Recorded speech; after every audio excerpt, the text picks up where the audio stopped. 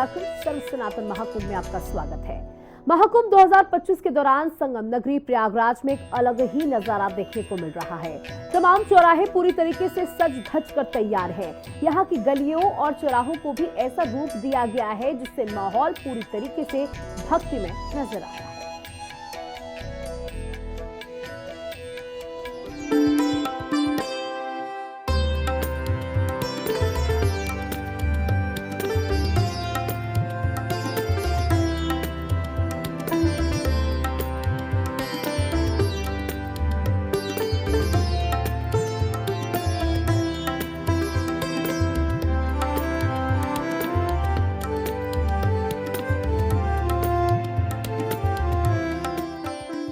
प्रयागराज में संगम की रेती पर लगने वाले विश्व के सबसे बड़े आध्यात्मिक, सांस्कृतिक और धार्मिक मेले के आयोजन में अब कुछ ही वक्त बाकी है। इसी के चलते संगम नगरी प्रयागराज के प्रमुख चौराहों का भी कायाकल्प हो रहा है। शहर के यूनिवर्सिटी चौराहे, मजार चौराहे, तेलियरगंज चौराहे से इस खास सुंदरता का जायजा लिया हमारे संवाददाता सौरभ मिश्रा ने।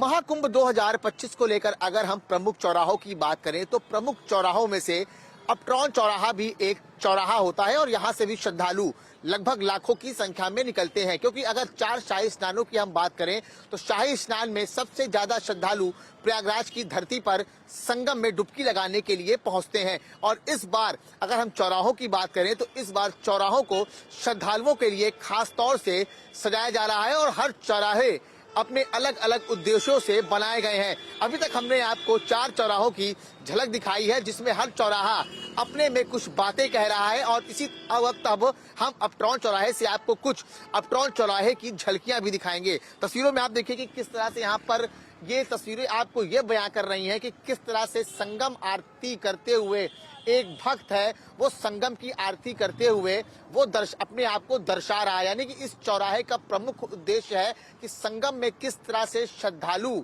आरती करते हैं। क्योंकि गंगा आरती की बात कर ले हम और मंदिरों में आरती की बात कर लें तो इस चौराहे का ये उद्देश्य है कि श्रद्धालुओं माफ कीजिएगा किस तरह से संगम क्षेत्र में श्रद्धालु गंगा आरती पूजन को देखने आते हैं और गंगा आरती की आरती पूजन करने के लिए आते हैं। तो हर चौराहे अपने में एक अलग अलग उद्देश्य दिखता हुआ नजर आ रहा है। वीडियो जर्नलिस्ट तिलक के साथ सौरभ मिश्रा, हिंदी खबर। महाकुंभ 2025 के दौरान प्रयागराज में एक अलग ही नजारा देखने को मिल रहा है। सभी चौराहे पूरी तरह से सजकर तैयार कर दिए गए हैं।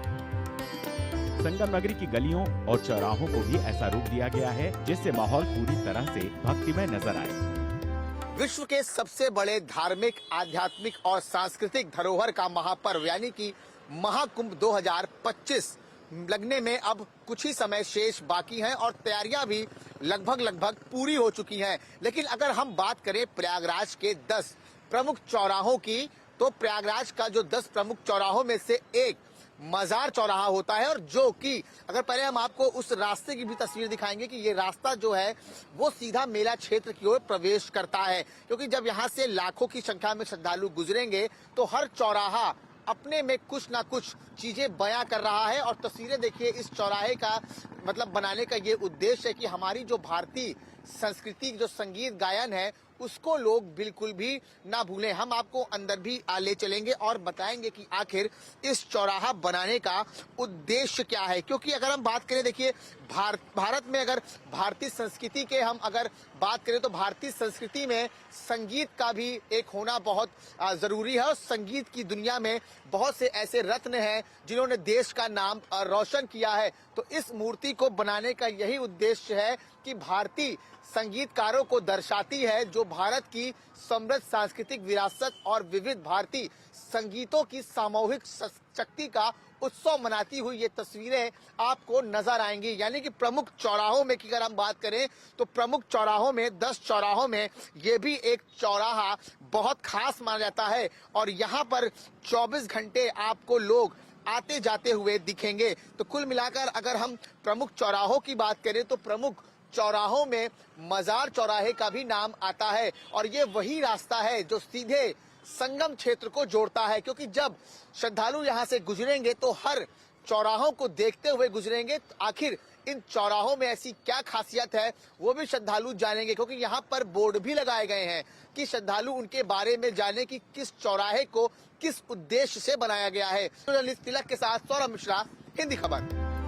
संगम का ये मनमोहक नजारा देखकर हर किसी का मन हर्षित हो रहा है। महाकुंभ में पहुंच रहे लोग बताते हैं कि गलियां, दीवारें सब मनमोहक और आकर्षक नजर आ रहे हैं। संगम नगरी का हर एक चौराहा अपने आप में अलग तस्वीर बयां कर रहा है।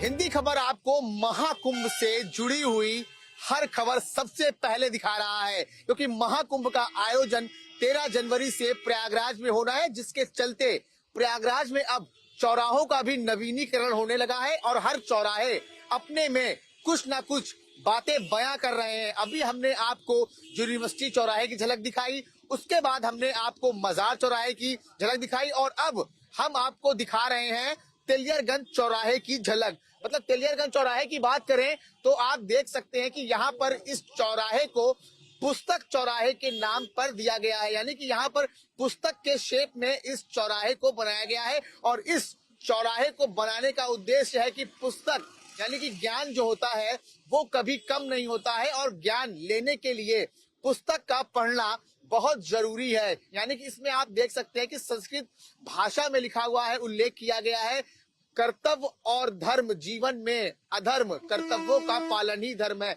तो कुल मिलाकर अगर हम प्रयागराज के 10 प्रमुख चौराहों की बात करें तो तेलियरगंज का चौराहा प्रमुख चौराहों में आता है और तेलियरगंज से मतलब लगभग 3 से 4 किलोमीटर की रेंज में गंगा माँ की जो है यहाँ पर पूजा अर्चना भी की जाती है, यानी गंगा घाट भी यहाँ से लगभग 3 से 4 किलोमीटर की दूरी पर है और श्रद्धालु यहाँ पर भी लाखों की संख्या में आपको पहुंचते हुए दिखेंगे। तो कुल मिलाकर अगर हम 10 प्रमुख चौराहों की बात करें तो तेलियरगंज भी 10 प्रमुख चौराहों में एक माना जाता है। वीडियो जर्नलिस्ट तिलक के साथ सौरभ मिश्रा, हिंदी खबर।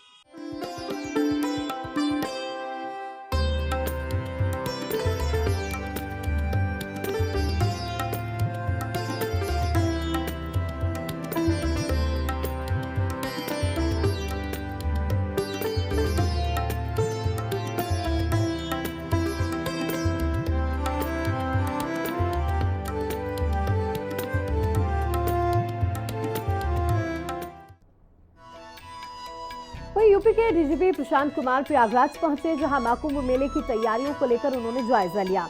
लेकिन प्रयागराज में निरीक्षण के लिए जाने से पहले वे अचानक सिविल लाइंस थाने पहुंच गए।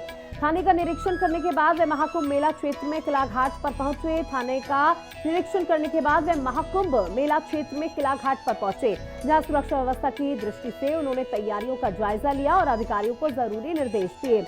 साथ ही जल पुलिस और मोटर बोट के माध्यम से चौकसी बरतने का निर्देश दिया गया। डीजीपी ने मेला क्षेत्र में बनाए गए मेला एसएसपी के अस्थायी कुंभ कार्यालय का भी उद्घाटन किया। बोट से संगम नोज का निरीक्षण किया, इसके बाद एटीएस की तैयारी को देखा। तो आपको बता दें कि महाकुंभ का महाआयोजन हो रहा है और तैयारियां लगभग पूरी हो चुकी हैं और आज डीजीपी प्रशांत कुमार प्रयागराज दौरे पर पहुंचे थे, जहां उन्होंने सभी तैयारियों का जायजा लिया कि किसी भी तरीके की कोई कमी न रहने पाए। सभी अधिकारियों को दिशा निर्देशित किया कि कहीं पर कोई कमी न रह पाए, क्योंकि ये कुंभ सरकार की एक बड़ी उपलब्धि के तौर पर भी आने वाले समय में देखा जाएगा। जिस तरीके से लगातार सीएम योगी आदित्यनाथ ने हफ्ते में 2 बार वहां पर जाकर के चीजों को समझा है, परखा है और आदेश दिए हैं, निर्देश दिए हैं कि कुंभ में आने वाले हर श्रद्धालु का सम्मान हो और किसी को किसी भी तरीके की कोई परेशानी ना हो, चाहे वो आम जनमानस हो, चाहे वो वीआईपी वीवीआईपीज हो, चाहे देश और विदेश से, क्योंकि तमाम मेहमान इस बार करोड़ों की संख्या में लोगों के आने की उम्मीद जताई जा रही है। महिला एटीएस को भी तैनात किया जाएगा। कुंभ में 7 लेयर की सुरक्षा व्यवस्था की गई है। चप्पे चप्पे पर सीसीटीवी की तैनाती है। जल थल नभ से सुरक्षा हो रही है और कुंभ विश्व का सबसे बड़ा आयोजन माना जा रहा है। मजबूत सुरक्षा व्यवस्था है, किसी भी तरीके की कोई कोताही नहीं बरती जाएगी। इस बात का आश्वासन खुद यूपी के मुखिया योगी आदित्यनाथ के द्वारा दिया गया। एंटी ड्रोन सिस्टम भी लगाया जा रहा है, करोड़ों रुपए के उपकरण भी खरीदे गए हैं। सुरक्षा के लिहाज से और डीजीपी प्रशांत कुमार को भी आप तस्वीरों में देख सकते हैं, जहां उन्होंने निरीक्षण किया। रोड से या रूट से आएंगे, हम उसी रास्ते पे उनको स्नान करा के और फिर उसी में सकुशल वापस करते हैं। ये पूरी सुरक्षा है। आप देखिए, चाक चौकस व्यवस्थाएं हैं हमारे यहाँ पे। सारे हमारे मेला क्षेत्र जो है वो सीसीटीवी के द्वारा कवर्ड है, और इसके साथ साथ हम ग्राउंड पे भी अब हमारे फुट सोल्जर रहेंगे और सादे में भी रहेंगे, और हम पूरी तरीके से इक्विप भी रहेंगे ताकि किसी तरह की कोई घटनाकारी नहीं होने को। ये तो विश्व का सबसे बड़ा आयोजन है। सभी लोग खुद पैरामिलिट्री के लोग आ भी चुके हैं, सेना के लोग यहाँ छावनी है, और पूरी तरीके से इंटर डिपार्टमेंटल कोऑर्डिनेशन, सभी विभागों के कोऑर्डिनेशन से कार्य चल रहा है। इसके लिए हमारे इंटीग्रेटेड कंट्रोल रूम है, ICCC है, वहाँ लगातार लोगों की बैठकें हो रही है। जो यहाँ फील्ड के अधिकारी हैं वो सभी के साथ समन्वय बना के चल रहे हैं। वहीं मेले में सुरक्षा व्यवस्था का जायजा लेने पहुंचे डीजीपी प्रशांत कुमार के सामने ATS के जवानों ने संगम नोट पर मॉक ड्रिल किया। आपात स्थितियों से निपटने की तैयारी को भी देखा। दरअसल इस मॉक ड्रिल का उद्देश्य है कि मेले में भीड़ में यदि कोई आपदा जैसी स्थिति आती है तो उससे आसानी से निपटा जा सके। बताते चले कि महाकुंभ में पूरी सुरक्षा व्यवस्था की गई है। मेला क्षेत्र में निगरानी के लिए CCTV लगाए गए हैं। सभी विभागों के समन्वय से कार्य चल रहा है। यहाँ सभी एहतियात लिए जा रहे हैं। बताते चले कि इस साल लगने वाले महाकुंभ में करीब 50 करोड़ लोगों के आने का अनुमान है। इसके लिए प्रशासन ने अपनी कमर कस ली है और सुरक्षा की दृष्टि से हर प्रकार की तैयारियों को जमीन पर उतारा जा रहा है।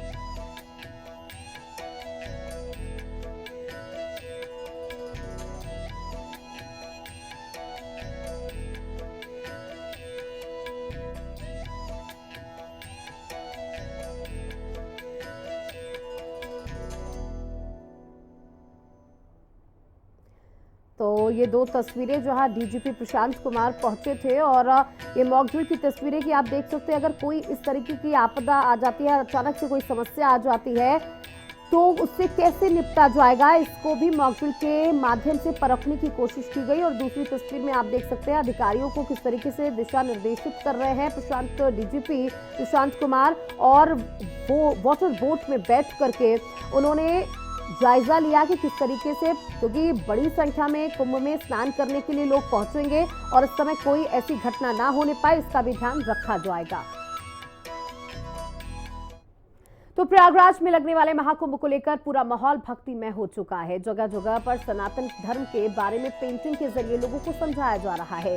इस महाकुंभ में श्रद्धालुओं के लिए बहुत सी ऐसी चीजें हैं जो उनके लिए आकर्षण का केंद्र बनते हुए नजर आएंगी। संगम क्षेत्र में जाने वाले सभी रास्तों की दीवारों पर प्लास्टर ऑफ पेरिस से पेंटिंग की गई है। इसको श्रद्धालु देखते ही बनेंगे, जिसमें सनातन धर्म के भगवानों का स्वरूप देखने को मिलेगा।